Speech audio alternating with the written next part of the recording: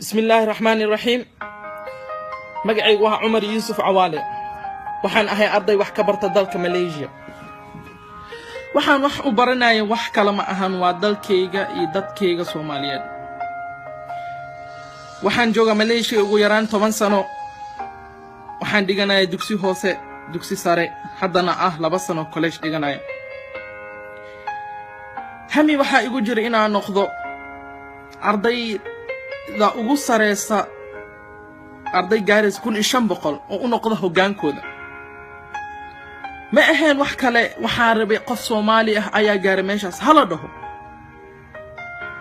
ilaahay uu ii rumeeyay riideeda waan gaaray. halaas kuma ekaanin. waxaan noqday ardaygii ugu horeeyay ee ajnabi ah ee dalka Malaysia qaata wax la dhaho sergeant, darajada la dhaho sergeant ee dhinaca tababar ah. waxa halaas u galay wax kale ma ahayn, waxay ahayd Soomaalinimo igu jirtay qof Soomaali ah halkaas gaar hala dhaho. at the same time marka qaar su'aal maxaa isweydiiyaa way ee wadankaagu yahay wadamada dunida ugu xun. war dadka Soomaali waxa rabaa inaan wax u sheego. miyaasan arkin Soomaaliya dunida meesha ugu taasho? miyaasan arkin Soomaaliya badda Afrika ugu dheer inaan leenahay? miyaasan arkin ganacsiga dunida inuu 60% badda Soomaaliya maro? at the same time xoolaha Ilaahayna siiye, khayraadka Ilaahayna siiye, jawiga macaan ma aragna nimcada Ilaahayna siiye. at the same time Ilaahay wuxuu ku yiri hadaa si islaamignimo loo laabto wuxuu leeyahay in shakartum la azidannakum wala in kafartum in adaabi la shadiid.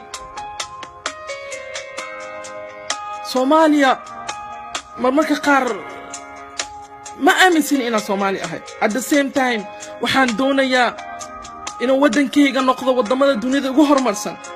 why not? waxaa la leeyahay dawladaha dunida ugu waaweyn caalamka, dawladaha hormaray, war noqo adiga dawladaha adduunka hormaray. yaa ku diiday? waxaan ahay arday haminaya inuu maalmaha ka mid ah noqdo hoggaan u noqdo hoggaan dalkiisa Soomaaliyeed. taas kaliya iguma ekaanayso. waxaan rabaa inaan noqdo hoggaanka ugu da'da yar ee dunida Soomaaliya. waxaan rabaa inaan noqdo hoggaan kaliya ma ahan Soomaaliya, waxaan rabaa hoggaanka taariikhda dunida ee qorta inaan galo. aan hogaamiyo dunida dhan. yes, it's possible. everything is possible. ilaahay xaqiisa wax kama ahan. madaxda Soomaaliyeed waxaan u sheegayaa walaalayaal, madax baa ilaahay ka dhigay. noqo wax la dhaho role model, noqo wax la dhaho tusaale. waxaan ahay dad muslim ah, waa inaan ka qaadanaa example fiican nabigeena sallallahu alayhi wasallam. war nabigeena inuu saxaatiisa dhihin salaada duko asiga baa duka jire, asigoo dambigiisa hore soo socda la dhaafay. why?